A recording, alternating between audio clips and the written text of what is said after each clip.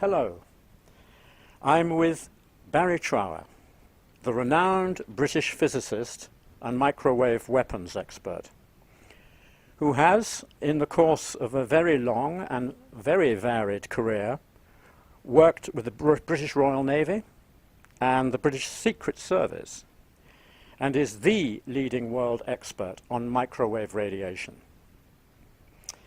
Thank you, Barrie, for this opportunity to tap into your very great knowledge, and particularly to examine exactly what it is that's going on with 5G.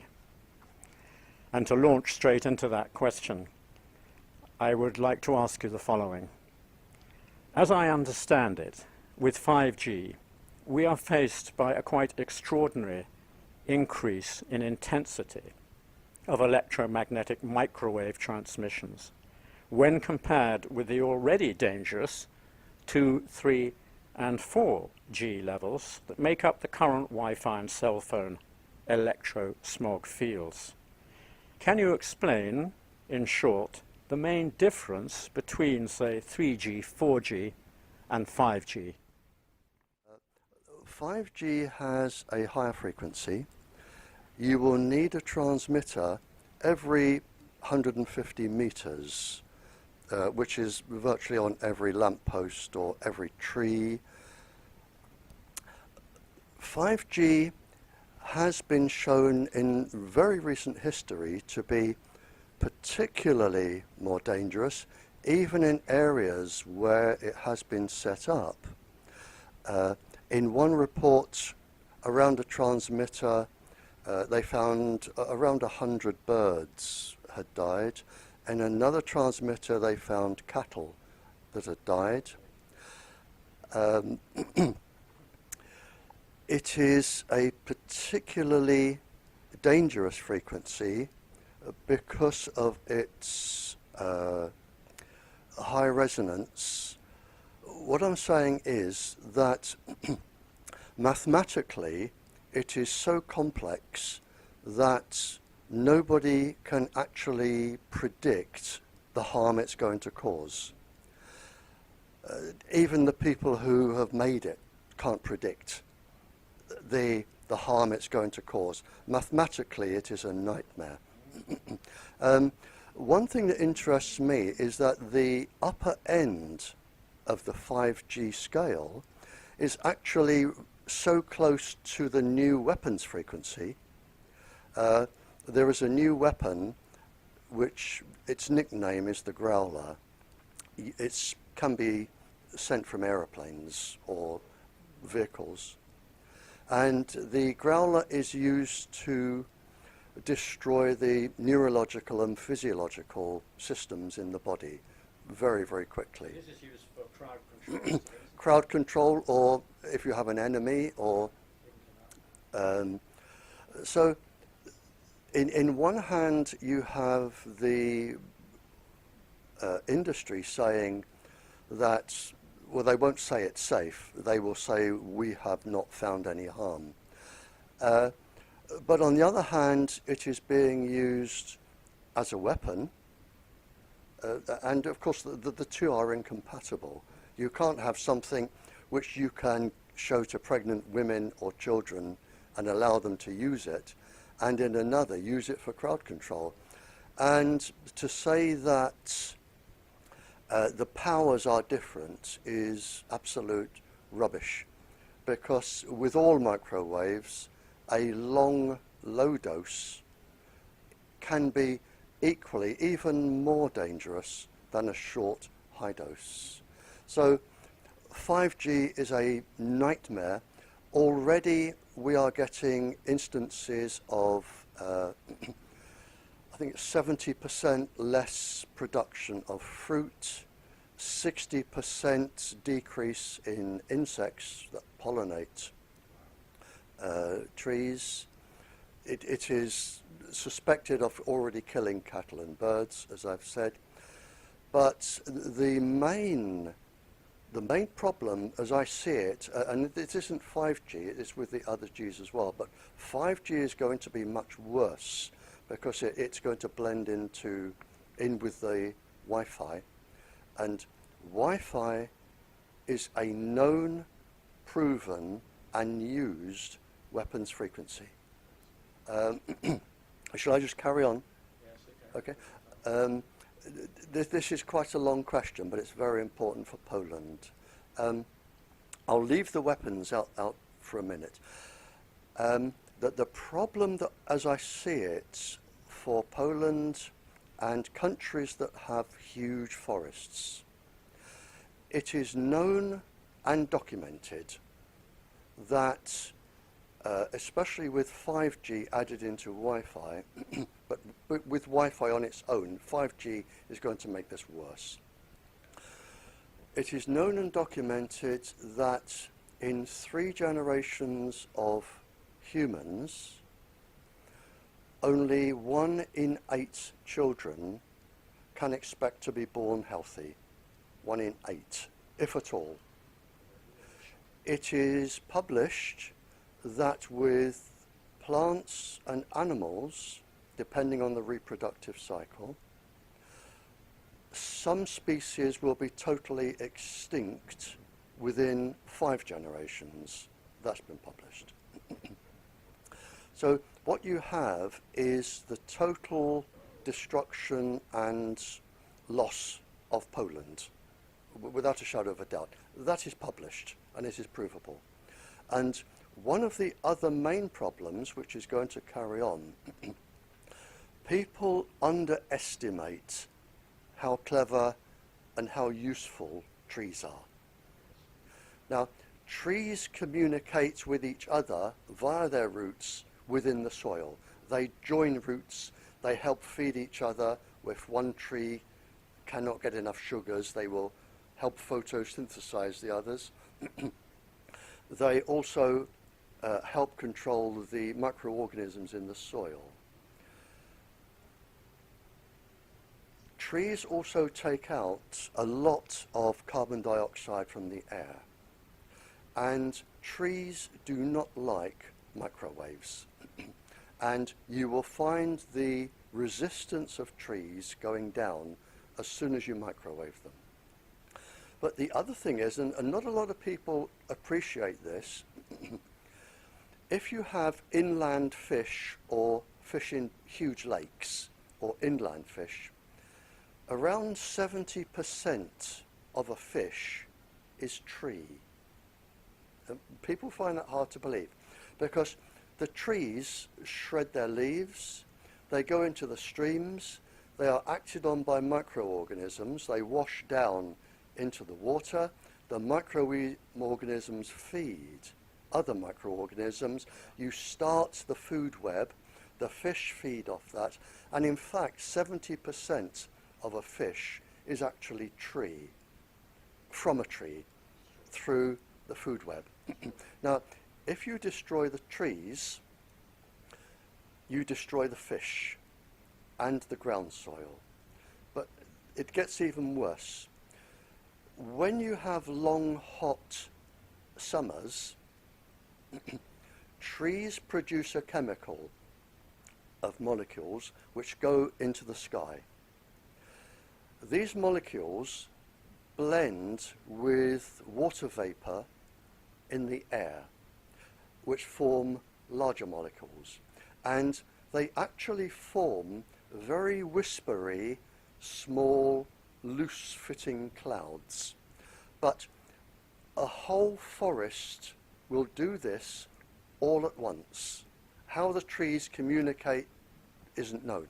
But it is known, and it is measured, that on very hot days, to protect themselves from overheating, trees will release these molecules, and you will get whispery clouds above your forests, and that provides shade, which keeps the trees alive. The trees take out the carbon dioxide. Now, if you destroy the trees or you make the trees sick, you get extra carbon dioxide going into the water. The water has microorganisms on its own called coccolithopores. And coccolithopores produce a chemical called dimethyl sulfide. The dimethyl sulfide goes into the air and is the only substance on the planet known which can be used in cloud formation. So if you follow the cycle, if you make the trees sick, which you will do, then you kill your fish, you kill the coccolithopores, who are very low intolerant to carbon dioxide in water because it makes it acid. They are already in the process of dying and changing the cloud structure. So just by affecting the trees that people think are just trees, you actually destroy the fish, you destroy the ocean microbiology, and you change the planet's weather. And there is one more piece of information on this.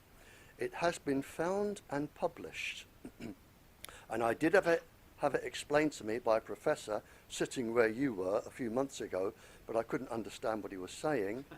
But bacterium and viruses seem to thrive on microwaves. So they become resistant to all the treatment to try and kill them. They seem to think, hello, we're in danger, we will multiply more quickly. And he did tell me the process, but it wasn't within my knowledge to understand it. But bacteria thrive. So this is why when you microwave plants and trees, and you have huge forests in Poland, within the span of a few generations, you are going to lose your forests, your fish, your plants, your pollinating insects, and your children. And it is proven, and I have the documents, you can expect only 1 in 8 children to be born healthy. And I'm sorry it's such a long answer, but 5G is going to exacerbate this, make it much, much worse, because the trigger for this was really Wi-Fi. When Wi-Fi came out, 1999, 375 huge companies used the Wi-Fi frequency, which is a known weapons frequency. That was really the trigger. 5G is going to make this worse. Well, so basically this is a weapon of war, as you've pointed out. It cannot be compatible with a healthy lifestyle, so that's the first point. The second point about the trees, of course, is extremely alarming. I suddenly got the message from Einstein, Albert Einstein, who I believe said if we lose the bee population, the planet will be in very serious trouble. I immediately make a correlation there between what you're saying about the insect population. I have twice presented, we have a festival here. We have a festival here, the Glastonbury Festival. I have twice presented the environmental lecture to the Glastonbury Festival. One of them was on what I've already been talking about. The other was on bees. My bee lecture is on the memory stick, which if you can download it, my bee lecture is on there. And yes, it is well documented, well understood that you will lose the bees from microwaves. So this has been carefully avoided, talking about microwaves in relation to bees. We've heard about pesticides, we've heard about many things, but they've always steered clear of suggesting that microwaves might play a part in this. One other anecdotal piece of information concerning trees is that we've heard very recently that in England, where they are attempting to introduce the first experimental use of 5G, on lampposts in cities like Gateshead, for instance, and I understand in Bournemouth, possibly other places. They're actually clearing trees. I think possibly in Sheffield, actually. They're actually clearing trees from towns because they might interrupt the signal. That is correct, and they're also finding that insects are leaving the area. And in fact, it's not just bees, and for any scientists watching this, I'm talking about the cryptochrome pigment with the double electron absorption navigation system that insects, arthropods have, commonly known as creepy crawlies to most people, all flying insects, and they are responsible for pollinating 80% of the world's food, and we are destroying them in droves. You know, the information so extreme, so profound, so absolutely vital that I hope the audience is going to listen to this film at least twice in order to be able to take in the level of significance that you're describing. I understand that 5G operates on millimeter wave frequencies, very, very fast, short ones. You will describe that more accurately, I'm sure. Can 5G be used to specifically and even accurately target individuals, for instance, or cars or houses or even rooms within a house? In other words, that means, could it be used as a psychotronic weapon for population control? Yes, it could, but you wouldn't need to because it would do it anyway. The problem is all living matter, every single cell in every single living thing on the planet produces its own little waves around it. And all of it's difficult for people to understand, but every single cell in our body can communicate with every other cell in the body. The whole body is one big chatterbox of components talking to each other. And in an adult, you have around 10,500 biological structures which all talk to each other. And you produce a wave or a field, I won't get too technical here, around your body. There are people who claim to be able to see this field, and I believe they can. Yeah, and if anybody wants to see or demonstrate this field, it's very easy. All living things have it. Just take two ordinary eggs. Take two ordinary eggs, put them on a shiny surface, and put them end to end. If they stick, turn one around, and you'll find that they will fly apart. Because the fields will either attract or repel each other like magnets. And every living thing has this field. Microwaves will come in and disrupt this field. That is one effect. The other effect, which is what I was involved in the Cold War, were the pulse frequencies. Now, you have clocks in your body, generally regulated by the hypothalamus, but you have clocks that monitor different parts of your body and regulate hormones and all sorts of other things. You also have structures, tiny molecule structures, which vibrate. Now, when microwaves go in, the pulse frequencies, they can change these clocks, and they can change the rate that the hormones or anything is moving in the body. They can also, the word is resonance, they can also cause resonance in other parts of the body. Now, you have circadian resonant frequencies, and you have cyclotronic resonant frequencies. And you can grow in and out of these. So when an organ, let's say like the heart, is growing, when it is a particular size, it will meet the microwaves or the pulse frequencies, and it's like if you have a spinning top and then you just give it a little nudge and a little nudge, or you're on a swing and then you just lift your legs and you keep the swing going, and then you can make it go higher and higher. Microwaves can do this to the clocks and to the organs, and unbalance them and make them malfunction.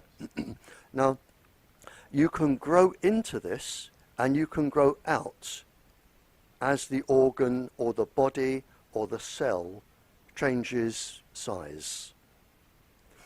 And it is known to date that women have 13 different circadian resonant frequencies than men. So you could have a lady sitting in a room saying, I'm getting funny hearing, or I'm picking up voices, or I'm getting an irregular heartbeat, or something's going wrong. And the man could be saying, don't be stupid, go and see a doctor. Whereas in fact, she is picking up, or it could be a child, and the most susceptible human forms is the embryo within the first 8 weeks of pregnancy. That is very susceptible. So when I was talking to spies in the Cold War,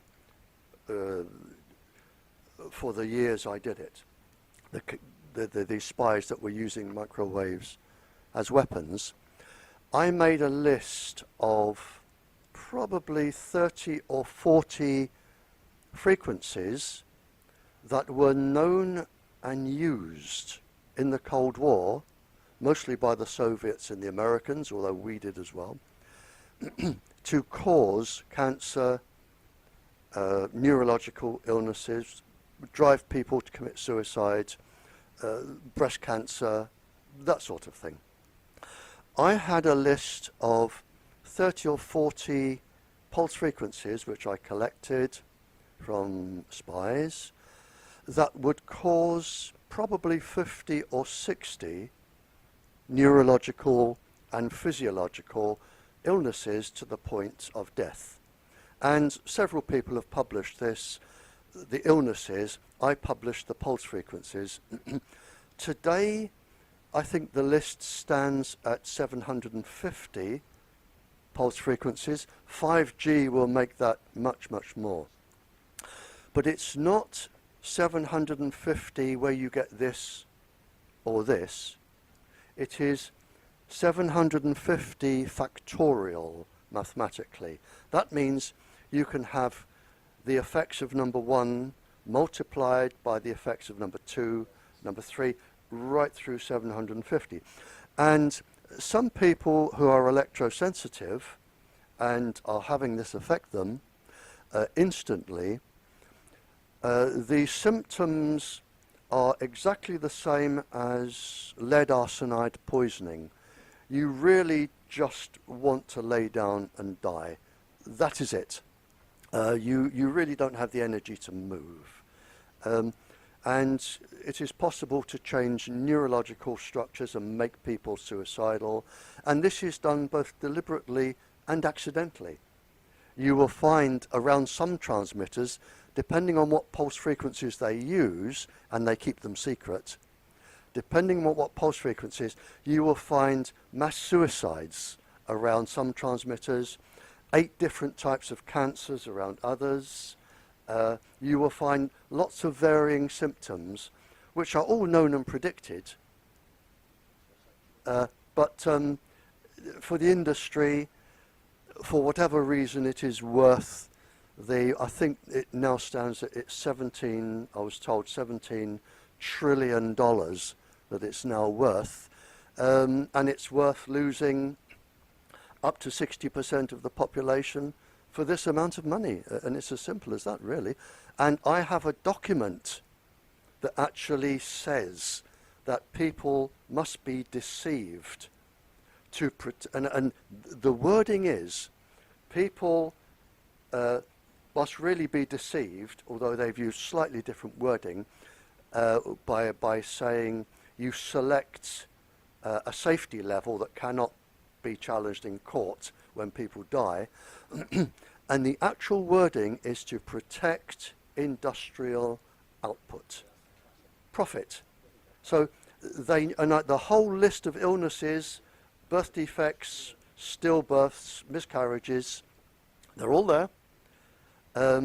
And the reason for all of this, and it was classified top secret and still is, but I have the documents, is protect industrial output. And all of this is to protect industry. You know, Jadwiga Łopata, who's in the room with us today, and I were very involved in Poland in 2004 to 2006 in trying to prevent genetically modified organisms getting into the country. And we ran a campaign based on getting each Polish province to declare itself to be a GMO-free zone. We succeeded in this, and it led on to the chairman of each of those provincial boards to write to the Prime Minister and demand a ban of the import and planting of genetically modified organisms, and he actually did in 2006, which made Poland the first country in the world, I think, to ban GMO. But what I'm hearing from you is exactly the same message that we heard about GMO, which is that this is potentially an incredibly valuable, patented tool for, if you like, possessing other countries, challenging the existing status quo, dominating the marketplace, with something which is an entirely unnatural form, after all.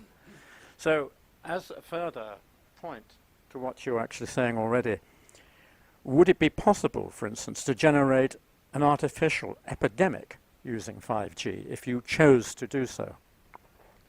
Brilliant question. I have said, when I'm talking to countries, I have said that, and you've covered quite a few points there, sir. First of all, this isn't all over the world. I suspect from my travels that 58% of the planet are taking avoidance action to prevent this happening. I do know that when I talk to royalty and leaders of governments, leaders of peoples, in the last couple of years, 17 countries have started to take very serious avoiding action. 42% of the planet, to my knowledge, isn't. And they are putting this, and this is one of the countries, this is being really forced out, and it's going into nurseries, schools, houses. It's going everywhere, absolutely unrestricted. You can't complain about it.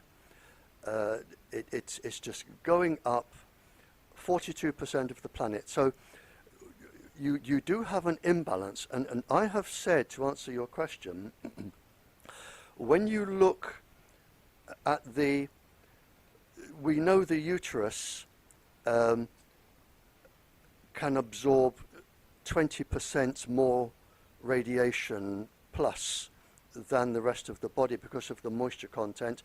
We know you can have 40% more damage in the uterus.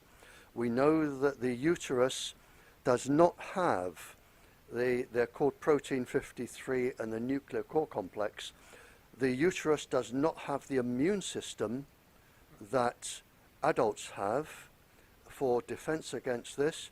We know that within 15 days of the uterus, cells can be programmed to develop cancer.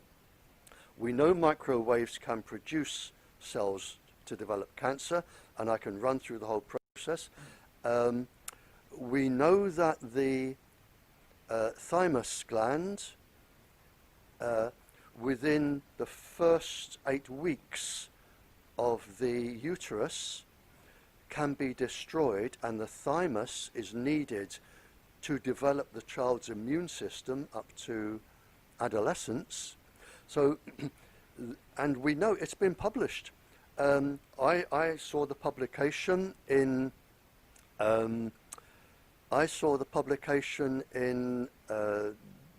many years ago. I'm sorry, I'm being distracted. Can I just? Sorry.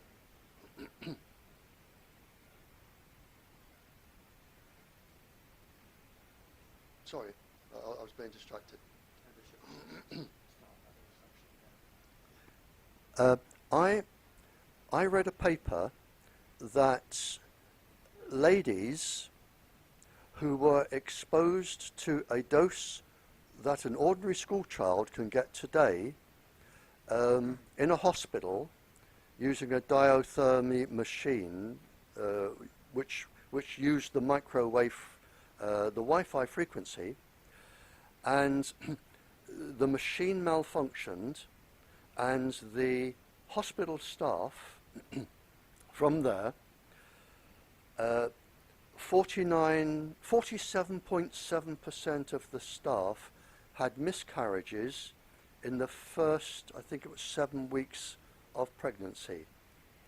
47.7% of the grown-ups had miscarriages in the first 7 weeks of pregnancy. Now, knowing that children can absorb much more radiation than adults because of their size, they absorb more, they're nearer the wavelength, which is the resonant frequency.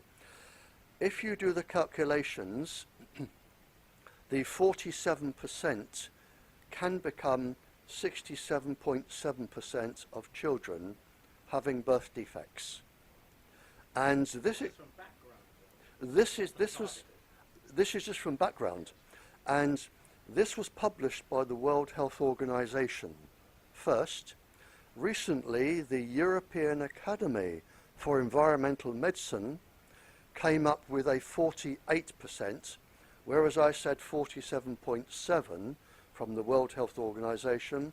It's 48%, the European Academy for Environmental Medicine. Now, if you add at least 20% for children, this is where you're getting your birth defect rate, where in 3 generations, just 50 to 60 years, only 1 in 8 of your children at this point in time can be guaranteed to be born healthy. And it's not children, it is all mammals. Because we all have the same genetic code. We have the same 4 chemicals. Any tree can read your DNA sequence. It won't do it any good, and it won't need to use it. But any tree, a blade of grass, can read your DNA sequence. We all have the same language, and all mammals will suffer this. So the 42% of the world where this is being forced out, and this is provable. It is documented. It was forecast way back in the 50s, 60s, 70s. It was planned, documented, forecast, especially your big conference, which is top secret still to this day, in Warsaw in 1973. They listed, I think it was 300 pages of all the, and brought it down to 98 or 88 categories. The whole paper is top secret, and you're still not allowed to see it to this day. But in 1973, they predicted this, that your country would be destroyed from microwaves. It is known, the effect is known, it is happening, it is documented, and it is being forced out for whatever reason, and I'm not a politician, and this is, and your politicians do not know this. they do not have access to the documents I'm mentioning. Even prime ministers don't have access to the documents that exist. Well, as I said before, this information is shocking beyond belief. And considering you just highlighted how in 1973 in Warsaw, at a high-level conference of which the papers have never been published, you can verify the fact that it was predicted that population will, Poland itself, will be literally wiped out over a period of time if this technology is taken further. Do you have a message for the government, for the Prime Minister, even for the people of Poland in this respect? In other words, they'll be interested, the people will be interested in how to stop it. The government may know nothing about it. The message is in two parts. And I wish I were the one that were clever enough to think up what I'm going to tell you, but I wasn't. I was with the king. I was the guest of a king for 2 days. A very, very clever gentleman who had an international law degree. And we were discussing all of this. And he said that within 50 or 60 years, he would lose the viability of his country through all of these processes. He said, Barrie, he said, in 50 or 60 years, I will lose the viability of my country. He also said that he gave me his personal telephone number, and he said, if you are talking to other kings or prime ministers, you can give them my telephone number. I will tell them what is going on and what are the consequences if they go ahead with letting all the microwaves in. I will tell them king to king. If they dial this number, I pick up the phone. That is one thing. And I carry this phone number wherever I go, but I'm only allowed to give it to leaders of peoples. The other thing is, when I go to a country, I say, put your very best opponents, the people who say I am wrong, I want you to line up your very best opponents, I don't care how many there are, get your best scientists, your best anybody, put them in front of me and tell me why I am wrong. That is my message. If you think I'm wrong, get me to your country, line up all your experts and let them tell me why I am wrong, and let me show you the documents I have and prove why I am right. And not only do I have to prove I'm right, I can point to your schools, your nurseries, your population and say, there is the proof. It's as simple as that. But the message is very simple. 58% roughly of the planet are taking avoiding action. 42 are not. You have a choice to be in one of those populations. If you want me to come to your country, I will come to your country. I work free of charge. I do not accept gifts. I have nothing to gain. In fact, I have everything to lose because I really don't like traveling. So I will come to your country, I will give you the proof, and you can then decide, and you can put any opponent up against me you like. But I can prove that what I say is correct. I have the government secret documents, and I will put them on your table. You've mentioned on a number of times already that this information is published. This information is published. I think the audience will be very interested to know how one can access that information, apart from the fact that your information you're willing to put out, so to speak, freely to the public. What about all these other papers that have stated this right from the early point in the 1950s? Are they all top secret? Yes, they're all top secret. When I say they're published, they are published within the governments that I have visited and spoken to. And I have this rule that I will answer any scientific question. You can ask me and you can say, would you provide us with this proof? That's not a problem. But what I will not say is which government or which king or what country I have been to, and I will not discuss what questions I was asked. So if anybody asks me what did we discuss today, I will say that is confidential. I will talk about your country and answer your questions. So the papers have been published within the areas I have been, but they probably keep them to themselves for security reasons, or they don't want the country that published the paper to come in and have a diplomatic argument. So what I give the countries and what they do with them, but they are published within where I go. Now, at least some people believe that 5G was developed in Israel. Not that that's necessarily of critical importance, but that the Israeli government will not roll it out in Israel. Rather, Israel will develop a fiber optic version controlled entirely by the government and Israeli firms, with no foreign competition allowed in. Firstly, do you understand or believe this is correct? And secondly, will the fiber optic approach mean the population will be protected from the dangers associated with 5G? Yes, I really don't know whether Israel are rolling out 5G.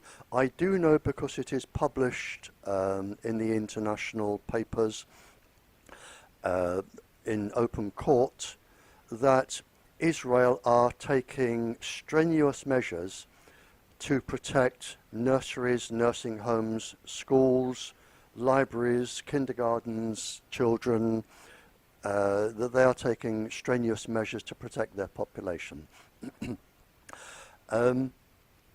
I also know, because I supplied evidence for this, and I'm not the only one, I'm not the cleverest person on the planet here, I do know that the Californian Fire Brigade, I think it's Law 649, they have been exempt exposure to 5G, the Californian Fire Brigade, because a survey was done with all emergency service personnel, and I wrote 2 safety reports for emergency service personnel condemning the exposure of microwaves, because they use them a lot, like the military. They found that after a 20-year study that every single firefighter within the study in California, every single one had a form of neurological damage or physiological damage, and it was published. And when 5G came out, they were exempt the added stress of 5G so that it wouldn't harm them anymore. But yeah. Yeah, but it's known. It's known that emergency service personnel, and as I say, I've written 2 safety reports. They're on that memory stick I'm giving you. The military just have to use it and suffer. They're not told. It actually says in this paper, when I said protect industrial output, and it also said to prevent, I think, the military knowing about it as well. But the military are very big users. They are kept in the dark, which is why you get a lot of psychological damage from the military, because they are extensive users. but I do know 5G is, the fire brigades have been exempted, and there are other countries that are strenuously fighting against 5G now. Yeah, the fibre optic, none of this destruction is really necessary, because all you need to do is run fibre optic cable from source to the person that wants to use it. You can still have all your smartphones, all your cell phones. You can have everything you want, Wi-Fi and everything. You just send it through fibre optic cable. But the two reasons I can only think of why they won't do that. One, it probably cuts into the $17 trillion profit margin, or you deliberately want a country to be destroyed for whatever political or international reason. But but you do not need microwaves in the air. You can have fibre optic cable from user to source, and you can have microwaves in the air safely, because you can use a safe non-pulsed frequency, and if you can still have cell phones for what they were originally designed for, which is if you have a tractor that tips over and lands on top of somebody, you can ring the emergency services. If you break down in your car on a country lane and it is freezing, you can ring the emergency services. If you use cell phones for life and death emergencies, it is a brilliant invention. It will do its job. There will be next to no risk to any plant life. You don't need all of the microwaves. You would need a trillionth of the microwaves in the air now, not even that. It would be as safe as crossing a road. You know, there wouldn't be any. So you can have everything you want, and you can have it safely. Now, the reason why it isn't, you have to ask the people who make the decisions.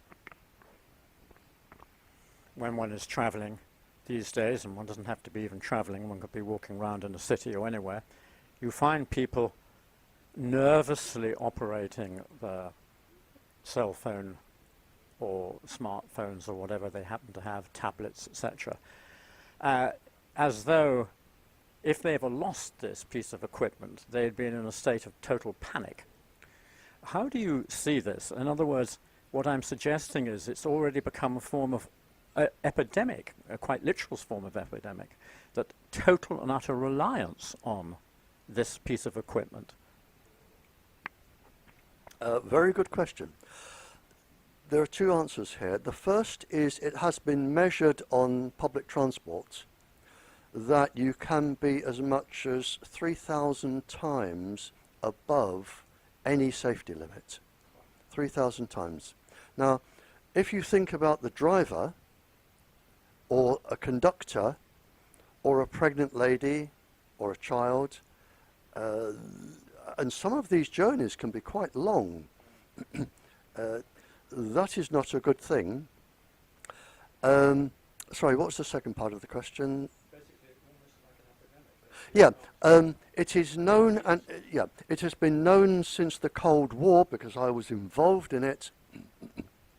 Although, as time goes on, more and more intricate knowledge actually comes out. We knew what would happen, we didn't know why.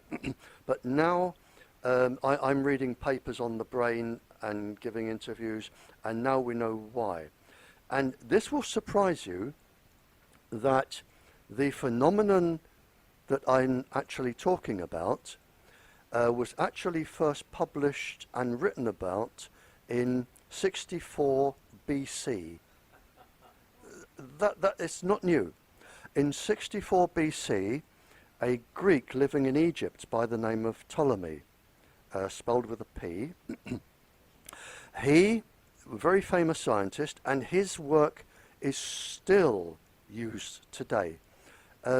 He found that when you would heat up metals or various substances, the radiation that came off, the same as the radiation from the sun, if you made a solid wheel, like a cartwheel, only solid, and you drilled holes, and he put this in front of your eyes, when he spun the wheel at different speeds, he could induce you to be drunk or sleepy or angry or behave silly. And it was known then that the photoelectric effect of the radiation going in the eyes to the brain would cause different sensations.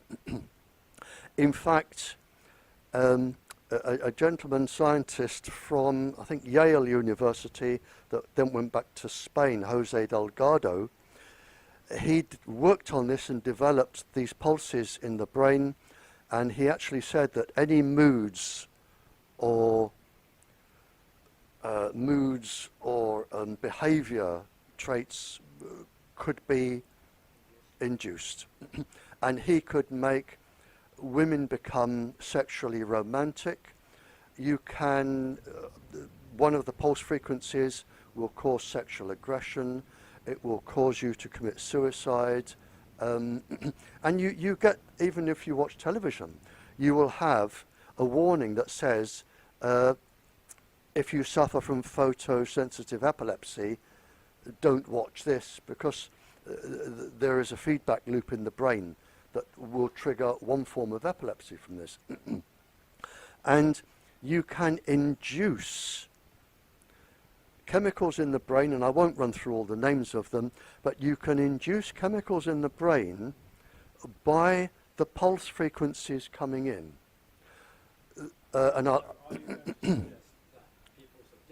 Oh yes, yes, yes. Yep.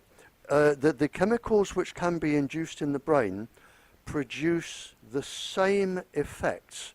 They are not the same chemicals. They produce the same effect as morphine, marijuana, to make you hungry. And when I say hungry, I don't mean you need a sandwich. I mean you will rob a bank to get food. Sexual aggression, nightmares, hallucinations, suicidal tendencies. The phones can do this. Now, people, you will see, they will become addicted to phones. You're getting this, the similar effect of morphine and marijuana, and this is now measured. You can see it on a scan in the brain. They'll pick up the phones and you get this pleasure sensation in your brain, like smoking. And they'll put their phone down, and then unconsciously they will think, hang on, I need to make a phone call. Like I need a cigarette, or I need a drink. And you start using, and they are addictive. So one of the problems we now have is that the cell phone, smartphone, has been hijacked by children, and they are very susceptible to this addiction. And psychiatrists have written that when you try and limit a child's cell phone use or take one off, one psychiatrist said that the child said to the parents, and published this in Scientific American Mind, the child said to the parents, and meant it a girl, teenage girl, if you so much as touch my cell phone, I will kill you both in your sleep. Another girl punched her mother in the face that tried to take the cell phone. And this is where children are. They are really addicted. So it's like giving children cigarettes and alcohol and marijuana and saying, enjoy yourself for as many years to get you hooked. Now we're going to take them away. You won't do it. And this is one of the problems, is because adults and children are chemically, in terms of brain chemistry, they are addicted. And this was known in 64 BC. It is used by the weapons industry to cause people to commit suicide or get cancer or do whatever. And it is used to try and have brain control.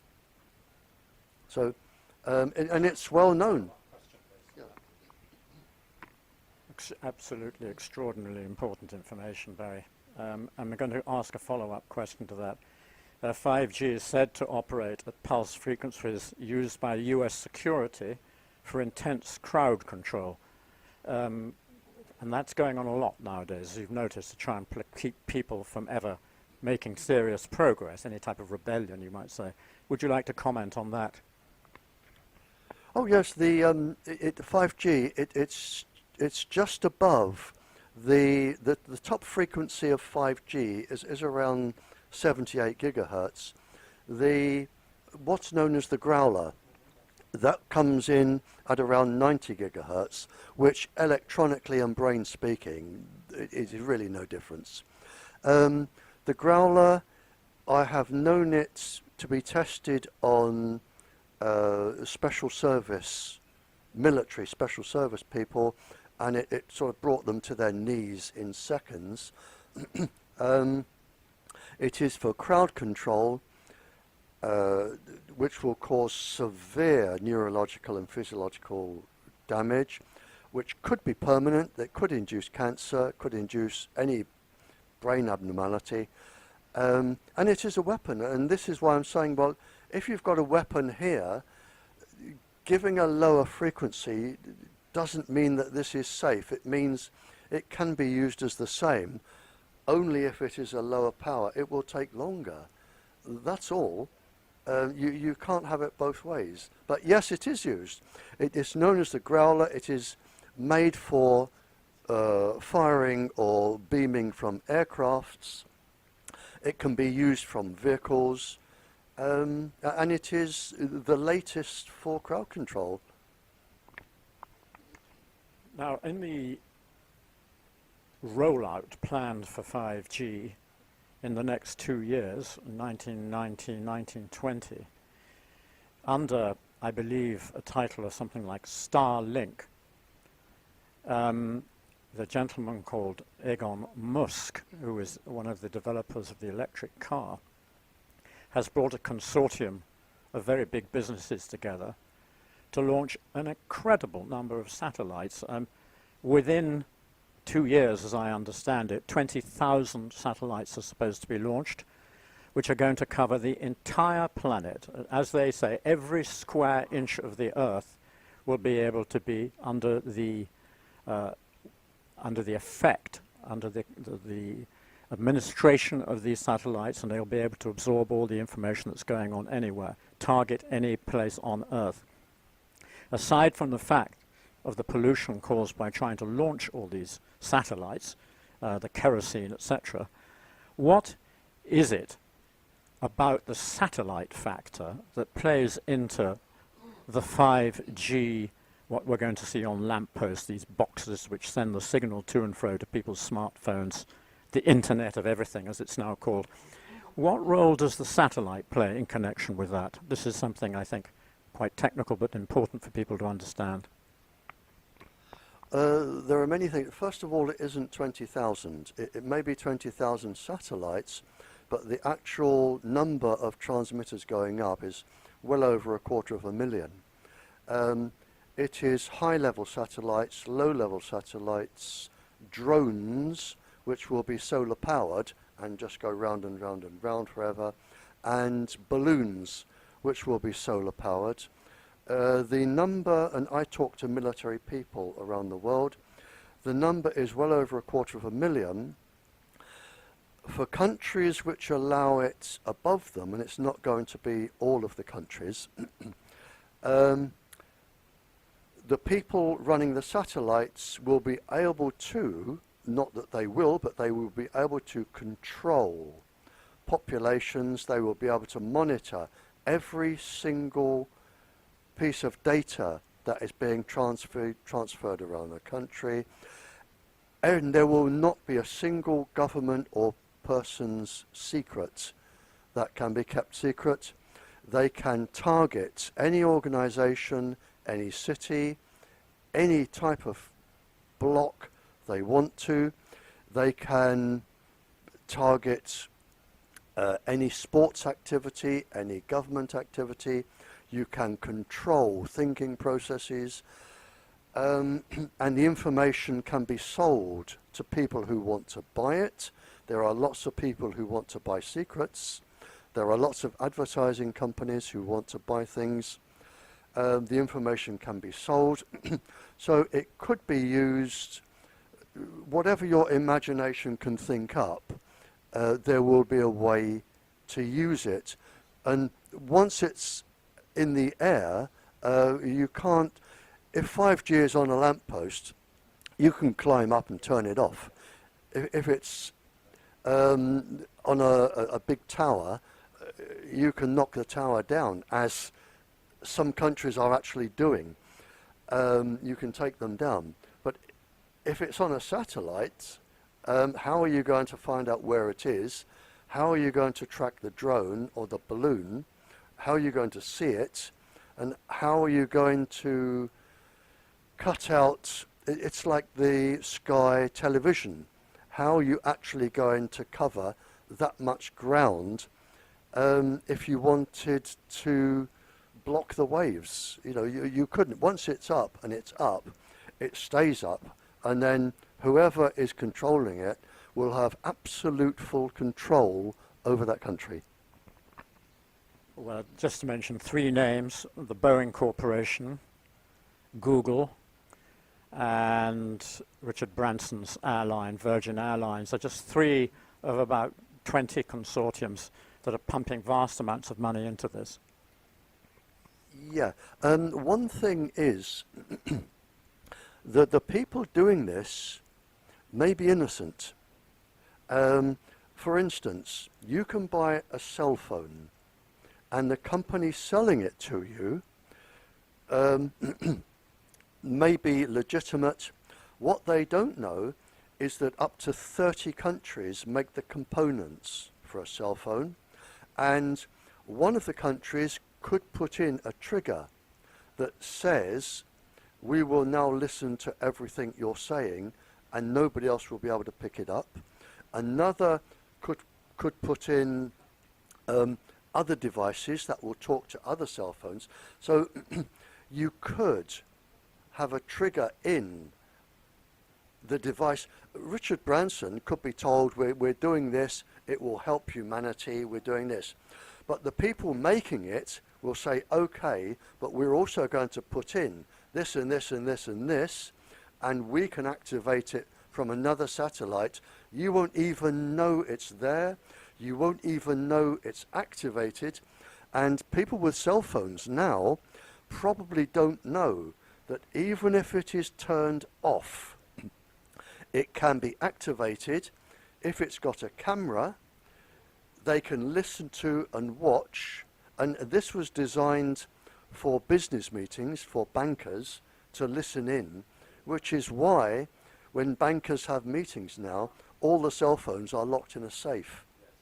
But it was designed so when financiers and businessmen have a meeting, they could not only see who was speaking, same as MPs in defence meetings, but even if the cell phone is turned off, you can listen and you can pick up everybody else's phone call, and there are devices that will allow your cell phone to be used as a transmitter without you even knowing. So somebody can send a message, it will go into your battery, get a boost, go on to another one. Just the fact that your cell phone is off doesn't mean it's off. These can be put in and they can be used. And again, the criminal world, and I've met lots of organised crime, they can not only use it, but it has already started and been published that this is very, very good for blackmail.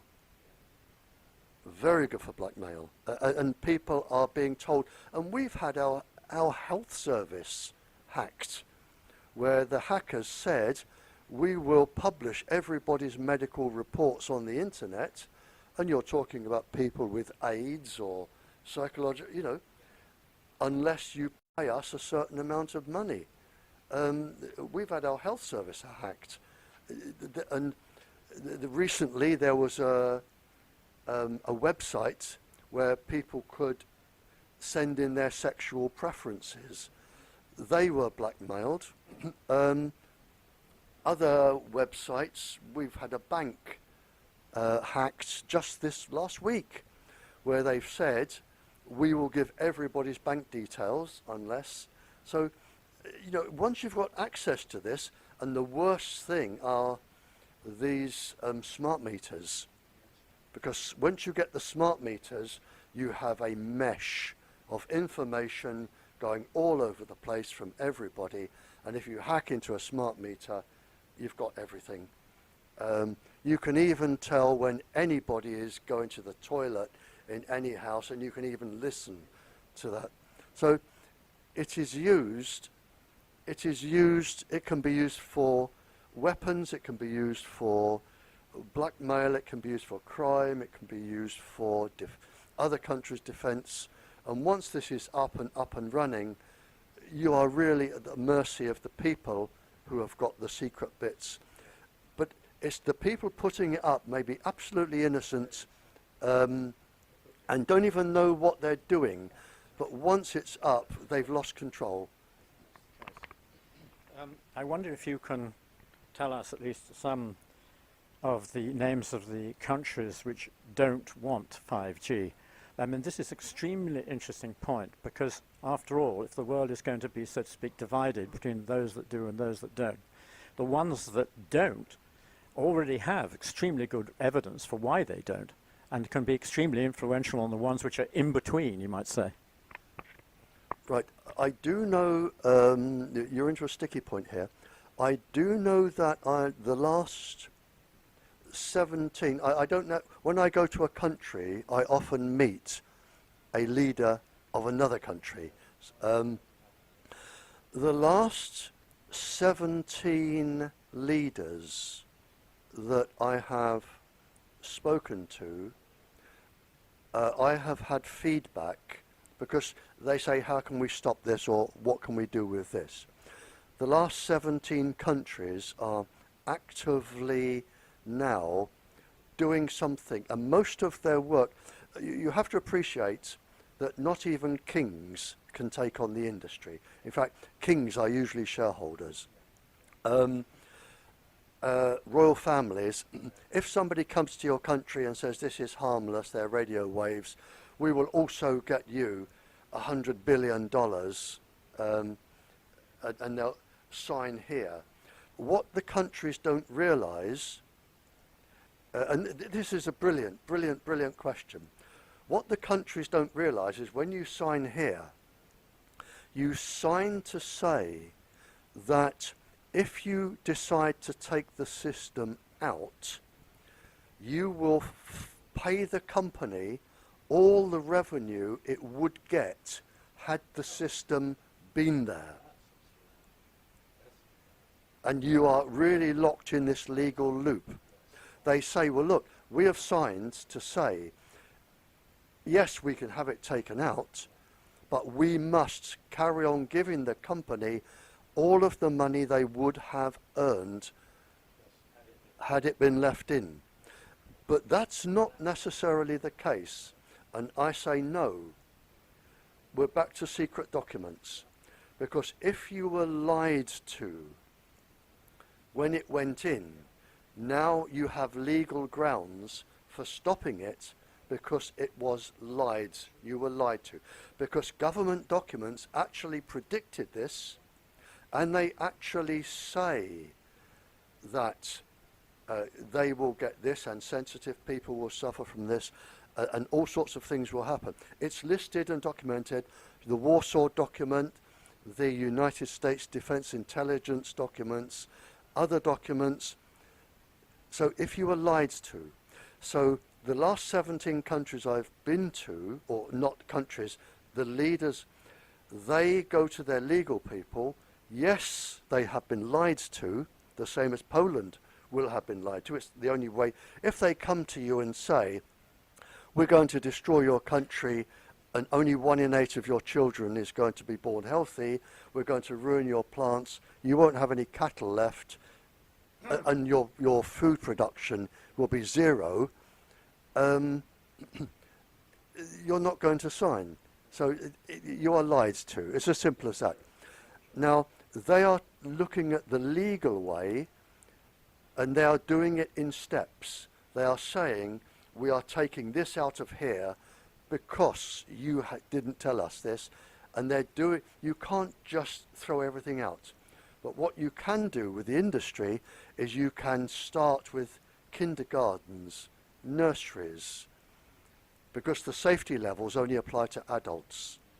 So there is your, and they wouldn't have told you that. So if the safety level only applies to adults, straight away you've got all your children, so you can take them out of schools, kindergartens, nurseries, hospitals. They also mention sick people, so you protect all sick people. Old people, you can protect old people. Then you, and what the industry don't do, they are supposed to survey the area for sensitive people and children, and it actually says special consideration must be made. So once you start doing that, now you can legally start getting it. And then you can start leaning on the industry and saying, look, lose some of your $17 trillion and fix fiber optic cable, or we will go to the World Court.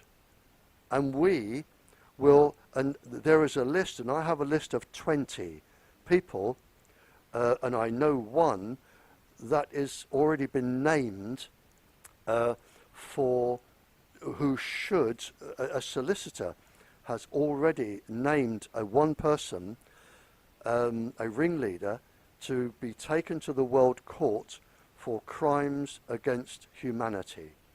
And the damage, and I have said this when I'm talking to countries, you will suffer more, no shadow of a doubt. You will suffer more than your plague in the 1340s and 50s and your plague in the 1600s. This will be worse than both plagues. But you can go to the World Court, and I have known there is a professor who I know because I've sent the information.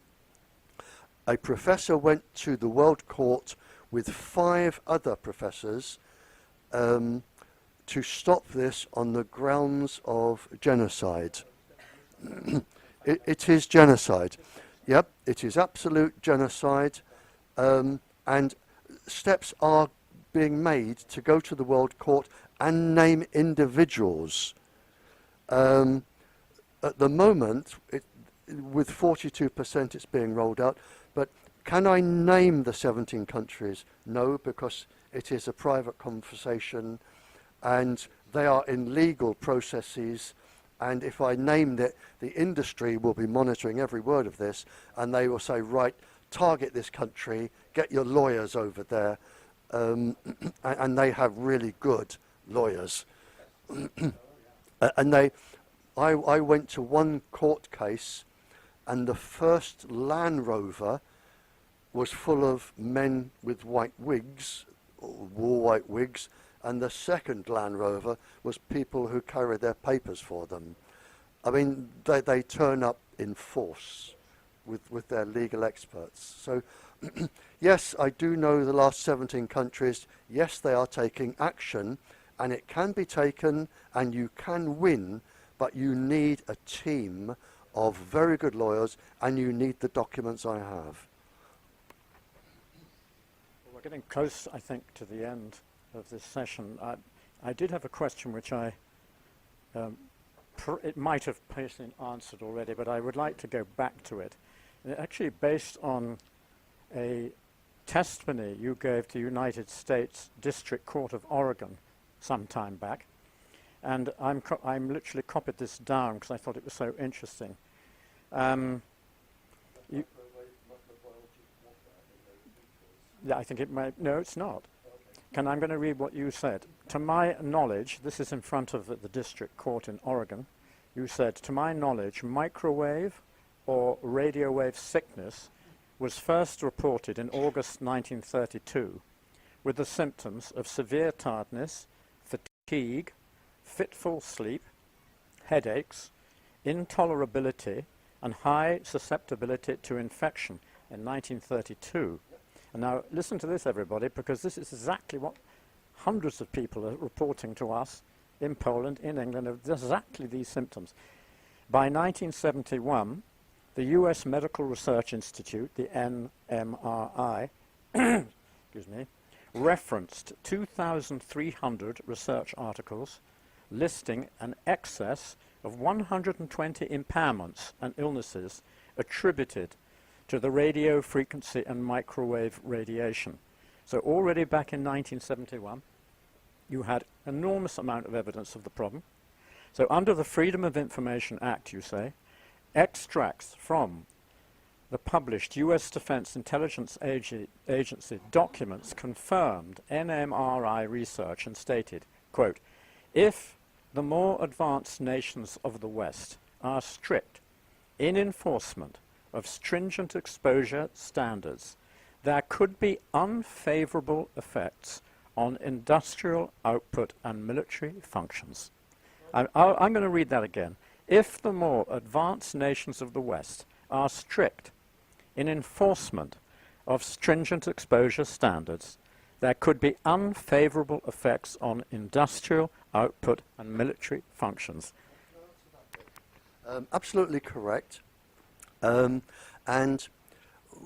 after this, what happened was the scientific advisors, they needed a level of microwaves that could not be taken to court, that where you could not complain about being ill. And what they did, they went back to a gentleman scientist, I think his name was Sean Swan, something like that. And he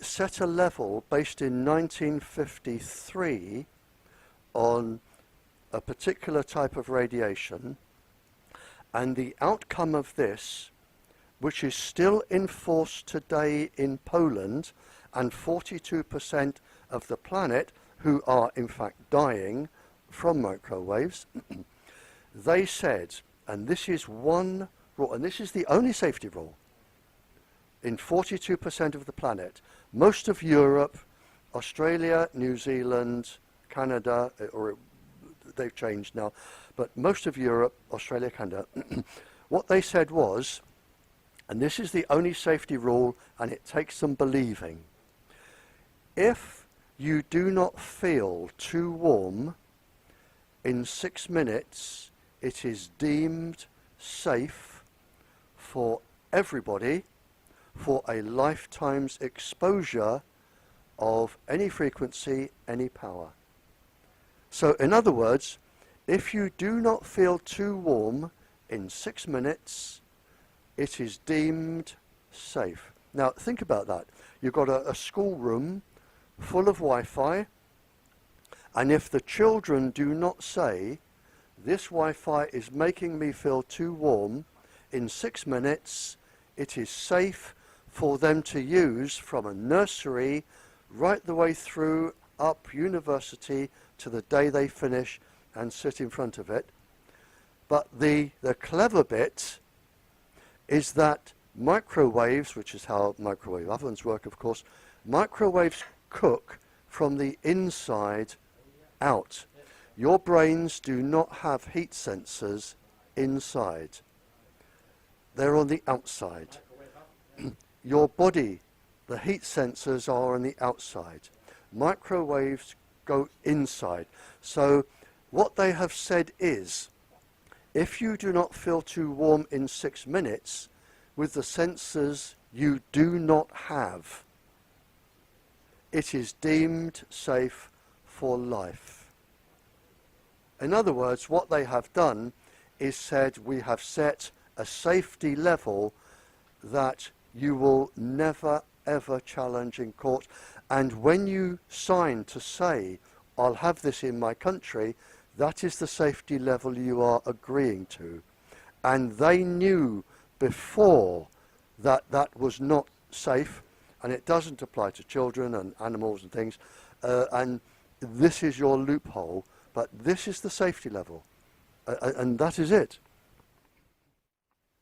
You said further, in order to protect industrial profit and military function, and to avoid litigation from military employees, it was suggested that governments in the West choose a safety level compatible to the military industrial output. The governments that adopted the thermal level denied, and still to this day deny, any adverse effect from subthermal levels. I just added to that. So this has been a weapon of mass destruction from the start. Could you possibly explain the difference between thermal and subthermal? Also how this relates to smartphones and other cell phone technologies, but you've covered the second part, I think. Oh, sorry. Yeah, you have ionizing and non-ionizing, really. Ionizing, gamma rays, X-rays, that end of the spectrum. Non-ionizing are, you're looking at your straightforward microwaves.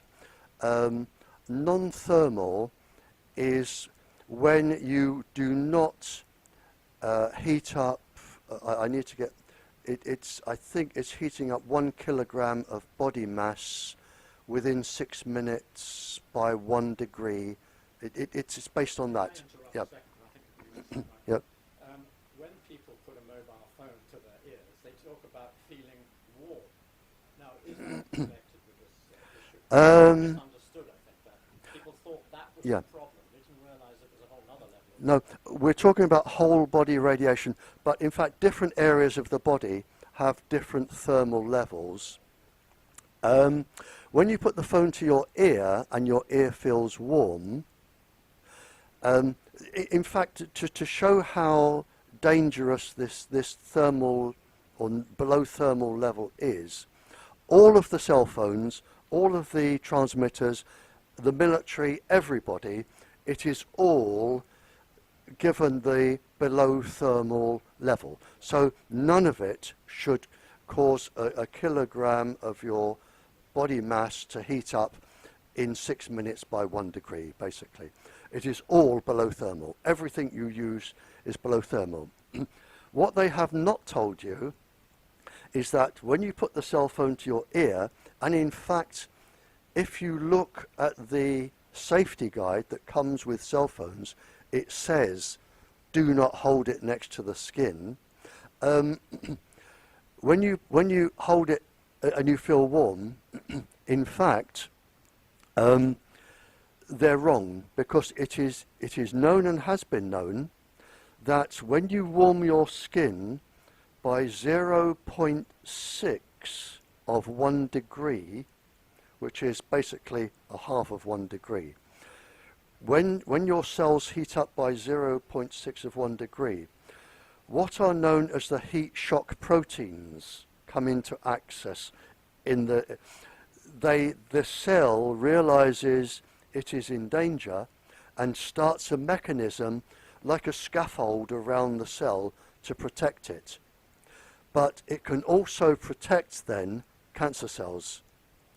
And so what you can do once it's 0.6 is you can start protecting cancer cells from the rest of the body to destroy. And you also disrupt the cellular process. People don't realize that the heat shock proteins are actually chaperones within the cell, and there are millions of little chemical reactions that take place, and they have quite a lot to play. So the moment you start warming it, you're doing damage anyway. I think we would now like to spend maybe the last 5 or 10 minutes considering a positive outcome, how people can get together to rid the planet of this horror story, this genocide process, and how we can work together to ensure that there are plenty of other problems on the planet. I mean, this is such an extreme one that Jadwiga and I, who worked on GMO at that time, we thought this was probably what the most significant problem for the food chain. But now we see that these emissions, in fact, are also deadly to the food chain itself, let alone the GMO side. And then there's also the animal kingdom, the plant kingdom, the biosphere. And so all of this is under threat. So how can we put a stop to these developments, which amount to acts of genocide, and to the human population, an ecocide against the biodiversity of nature? Well, it's easier said than done, but you have to go up against now the most powerful industry that the planet has ever known. In fact, the industry is so powerful it can buy governments, and there is a way to control this, and to control this you take as many microwaves out of the air as possible. Everything can go on fibre optic cable. You can have cafes and transport where you plug in to fibre optic. Libraries can have fibre optic cable. Schools, houses can be fitted with that. So you take out all the microwaves from the air and you leave it, which is what it was originally intended for, as a life and death emergency. Then there is no problem. But what you've got now are children and people who are chemically hooked on cell phones, and they are going to destroy the planet that they're living on. It is a total re-education system. The other thing that some countries are doing is they are setting up white zones. White zones are now parts of country where there are no microwaves allowed. This is why they want to put up satellites to come down, and people can go and live in white zones. And you can grow your own food and do your own thing. So there are white zones. We will reach a crunch point whereby, like with smoking, you can only lie to so many people for so long. And when there have been too many funerals, particularly children, somebody is going to say, we've made all the money we're going to get out of this. You can't take us to court, but we can't risk the planet anymore. Now we'll have a new system, and the new system they're working on is light. Instead of microwaves, they're using light. I first saw a demonstration of this in 1982. So they're only going as long as they need to make as much as they can. The fact that people are going to die is really irrelevant. Maybe in 10 years, 15 years, you will have all fibre optic cable. You will have light instead of microwaves, or a different light frequency. That is coming in now. They're perfecting it. And then the people in the future will say, well, how on earth did they get away with microwaves killing that many people for so long? The same as we said, and I know the answer, why did smoking keep going for so long when it was known in 1599 how it caused cancer? Or why was lead put in petrol and kept for 30 years a secret, diesel and all the other things? And it is industry, like you read out, it is industry saying, we are going to make as much from this as many of you that die have to, that's par for the course. It's unfortunate, but there you are. You can't take us to court because we are invincible, and there you are. Yeah, and that's it. But there is a light at the end of the tunnel. It can't go on because even the people making their trillions will want to live somewhere. And the time will come when they will stop it. They will get rid of the microwaves, use light, fibre optic cable. We breed a new breed of children who are not chemically addicted. It is worth saying now that one country, and I can't mention it, one country has now opened up clinics to detoxify children from their cell phones and detoxify them and get them back to normal.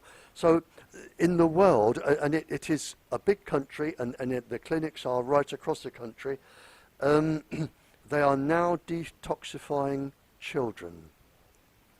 And it has started, and I know other countries that are now restricting children, saying you will not have a cell phone until you reach this age, and then we will tell you how much you can use it. So there are countries doing something about this. But in our part of the world, the countries in Europe that have not listened, where the industry, the Wi-Fi and the 5G are running rampant across the country, once it's in, it will be in until the industry decides to take it out. And however many of you die, that's just unfortunate as far as the industry goes. Okay, now I really think that this very much concludes the talk today. I would only add that those of us who live and work with the spiritual dimension in ourselves, the human dimension, the spiritual dimension, must also be aware that the spiritual dimension connects up with light. So it doesn't connect up with microwaves. The spiritual direction is to do with light emanations, to do with photons, to do with completely different and natural forms of background energy, so to speak. Can I just finish with one spiritual thing, please?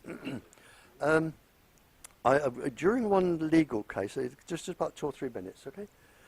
During a legal case, lunchtime, I went into a pub, have a cup of coffee and a sandwich, or a Guinness or a sandwich, and the barrister came, the opposing barrister for the industry, sat down, and he said, "You know you're going to lose." And I said, "Well, I tend to lose because I don't have the legal knowledge and the planning law. And in this country, you are not allowed to use health as a reason to take down a transmitter or stop a planning application. They have said you may not use health as a reason." And he said, you're going to lose. And I said, "Okay, but I will still try." And I said, "Will you answer me one question?" I said, "I'm prepared when I go into the afterlife to face all of the spirits, and I'm prepared to say I lost, but I tried. I wasn't good enough. But you, on the other hand, you are doing this with all the knowledge that you have, and when you go into the afterlife and they're not impressed by your club, the size of your yacht, your mansion, your bank account, what one sentence will you say having caused this genocide? What one sentence can you give? I can stand there as a loser, and I tried. What one sentence will you say, please tell me, where there is no lying, because they can look right through you? When you face the judges, what one sentence will you say to justify genocide?" And he thought about it. He didn't answer. He went away and he won. But that is what I would say to your decision makers in Poland. One day, you will face your judge for genocide. Well, Barry, that's a very appropriate ending. I'm not going to attempt to add anything to that. And I just wanted to say on behalf of us all, and to the thousands and I hope millions that watch this program, this has been an extraordinarily important 2 hours or so we've had. We've all learnt things which I think we're going to need a couple of days to absorb and to really feel the weight of. And then we're going to set about the work we need to do to save Poland, and not just Poland, Europe, the world, etc. And you will be largely responsible for the fact that we have that courage and that energy. Thank you very much indeed.